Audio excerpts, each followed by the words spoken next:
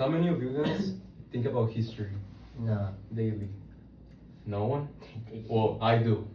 I wake up and I think of our history, okay? What makes us the greatest country in the world, okay? I'm not even a US citizen, but I identify as a American, okay? So I'm gonna talk about the American history and how the United States became the United States, okay? So first, we all know the 13 colonies, right? You know, we have really important places that are pretty relevant nowadays. So basically, after the Revolutionary War, we have the Treaty of Paris.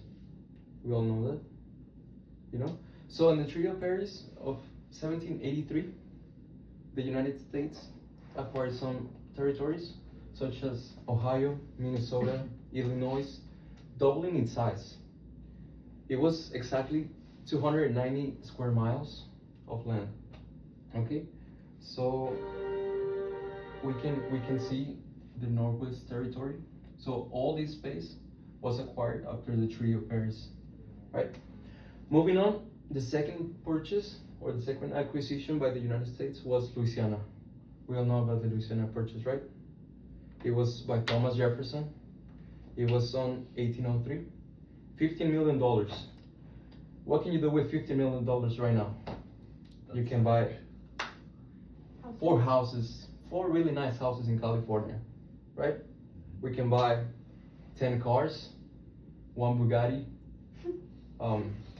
We can do a lot of stuff, but not as much as buying 65,000 miles or buying even more, right? So basically, the Louisiana Purchase was really important for the United States because it gave access to the Mississippi River, that it was essential for trading and just moving around the country. So Louisiana was a really nice place. Okay, so right here, this whole thing was the Louisiana acquisition, right?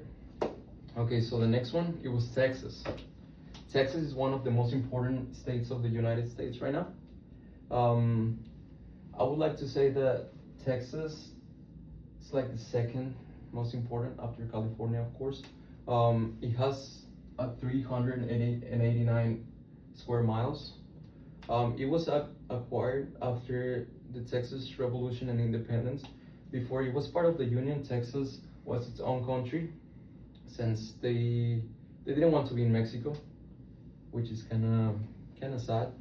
But yeah, in 1845, Texas joined the Union as a slave state, which split the country. You know, the country during the 1820s was in a bad position, since there was the free states and the slave states. So Texas being introduced as slave state unbalanced the Congress, and that made the U.S. the North, most of wanted to acquire more states so they could have more states in Congress as a free state, so they could have like more votes and they could abolish slavery basically. So the United States wanted to expand more, to acquire more states in the Congress so it can be balanced, right? So the next one, it's Oregon right here. Oregon was really important since it gave the United States access to the Pacific Ocean, and they could trade with Asia. So it was really important. It was 286 miles. It was through the Oregon Treaty, where England just gave the U.S. the territory. So it was pretty good. The next one was the Mexican cession. It's gonna be right here. It was California, it was Utah, it was Nevada. It was like a lot of territory. It was 529,000 miles squared. It was only 15 million again. For $15 million, you get a lot of land. And right now, in this exact same place, you don't get anything. Nothing. Okay? So inflation is crazy. So this was in 1848. After that, as you can see right here, it was only one part of Arizona and New Mexico, but after the Gadsden purchase, that was another purchase. It was $10 million. They acquired the whole space. All right. Lastly, I'm gonna talk about Alaska. That is like right there. That one was really important because I mean it was pretty cheap as well. It was 7.2 million. Like 7.2 million is nothing. I can just ask for a loan in the bank, and then I can buy that.